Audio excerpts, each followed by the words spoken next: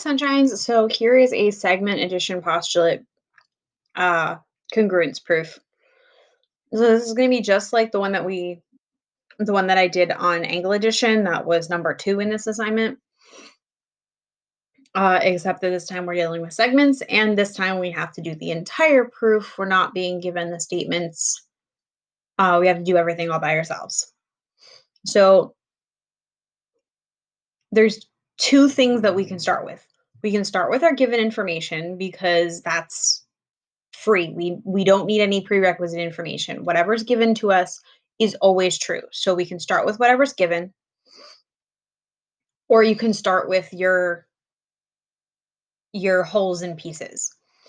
I like to start with the given, but the example in the last one was starting with the segment addition postulate. It doesn't matter what you do because you don't need, they're both true without any other information.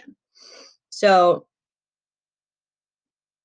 segment EF is congruent to segment FJ.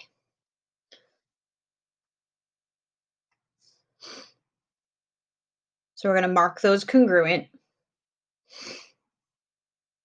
Segment FG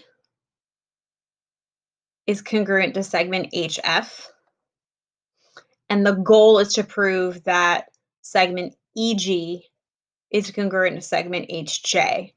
And I'm sorry, I lied actually. None of these are saying congruent. They're all saying equals. I'm proving that the measures are equal, which mathematically is the same thing. The definition of congruence is that the measure is equal. However, in a formal proof, that is an entirely different statement.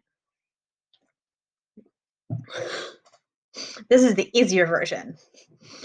If you're proving congruence, you have to go through a whole extra step of using the definition of congruence to convert it to equals, do your math, then convert it back to congruence. But so the goal is to prove the big ones. So I don't want to mark them congruent because I haven't proven it yet, so I don't know. But it's nice to just kind of like identify what my goal is. So I usually put like a dot or a star or something next to the thing that I'm trying to prove, just to help keep that goal in mind. So I know that the little piece plus the little piece equals the big piece. So if I have the same 2 little pieces, if I have 2 plus 4 equals 6, well then if this one's 2 and this one's 4, then I know this one's going to be 6 as well. But we don't actually know how long they are. I just know that they're the same. So I'm going to do the same thing we did. We're going to use our segment addition postulate to set up the equations, and then we're going to substitute back and forth to just swap out the pieces that are the same to show that they're equivalent to each other. So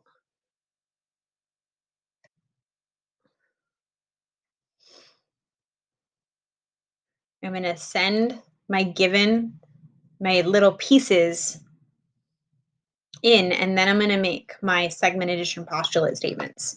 So EF plus FG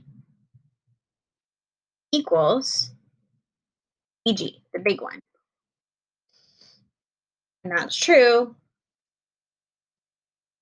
because of the segment addition property or postulate. And then you click validate, and that was a true statement that had enough supporting information because the segment addition property only needs the picture to support it. Whereas if I tried to say this now, it wouldn't let me.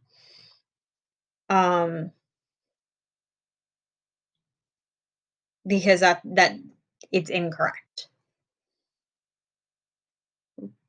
And so I need to delete that one because that one's wrong. So what I need next is my other statement. I need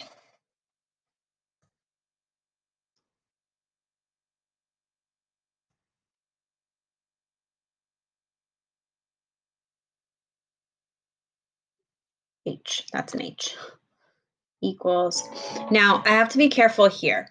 I started writing JF because this one went from top to bottom, and I started going from top to bottom and following the same pattern. But I actually shouldn't do that. JF and FJ are equivalent, but when I go to substitute, I need to have it written the same way.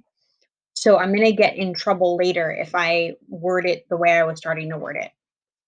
So I actually want to be really careful and make sure that I'm matching. Uh, so FJ plus HF equals HJ. And that's the segment addition property. And so when you're doing formal proofs, you need to be very formal about it. It's kind of like when you go to a wedding, you have to wear your fancy shoes, even though they're really uncomfortable. So for a proof, you have to make sure that when you go to substitute, even though you know that FJ and JF are the same segment, Alex isn't going to let you substitute EF in place of JF. You have to write FJ if you want to be able to write EF in its place. So now we have our two statements. Now we want to go swapping things out until we get it to be equivalent. So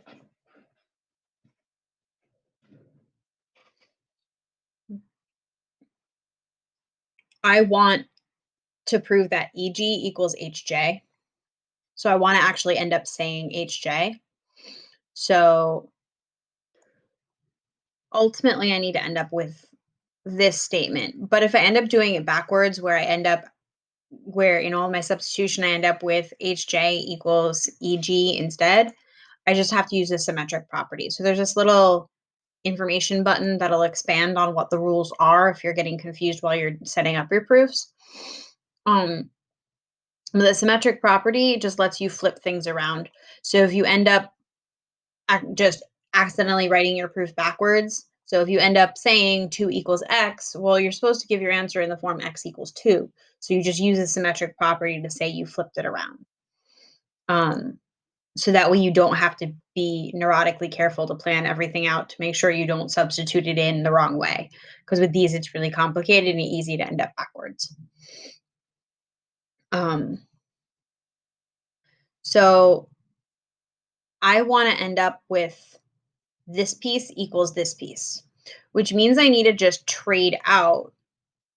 If I trade out these pieces to say this, then I can replace this with this.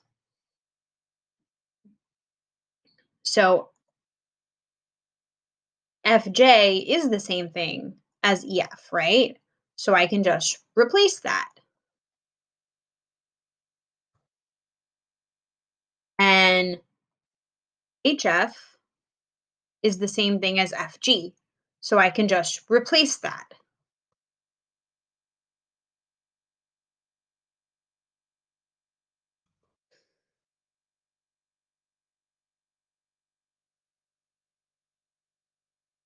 Because that's substitution. Oh, whoops. Validate, not check. Oops, wrong button.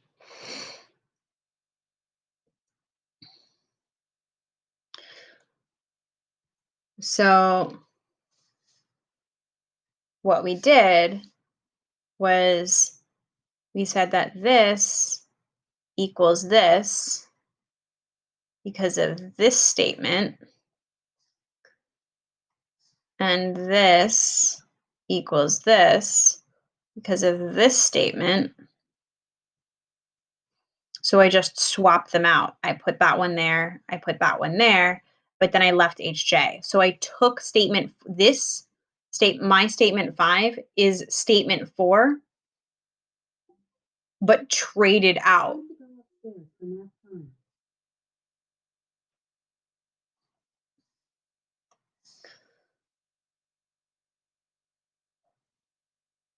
But of course, all my little stamp things don't follow the scroll, so I have to erase them. Oops. So now I have this statement. Well, EF plus FG is up here, right? That's the same thing as saying EG.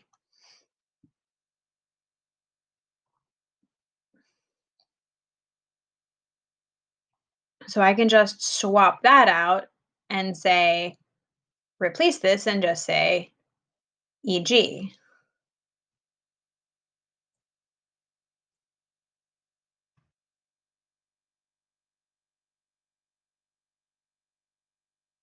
because I substituted.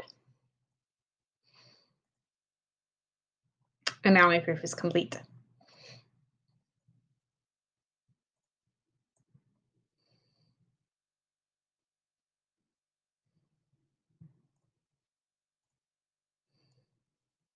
So once it says your proof is complete, that means you got the question right. So when you go click check. So these questions are really cool because they check you every step. You literally can't get it wrong besides not finishing it. So we started with our given information, and then we used our segment addition property to set up little piece plus little piece equals the whole big segment for each of our two segments. And then we use the substitution property to trade out those pieces that we knew were equal from one equation into the other so that we could swap out a whole chunk of the equation.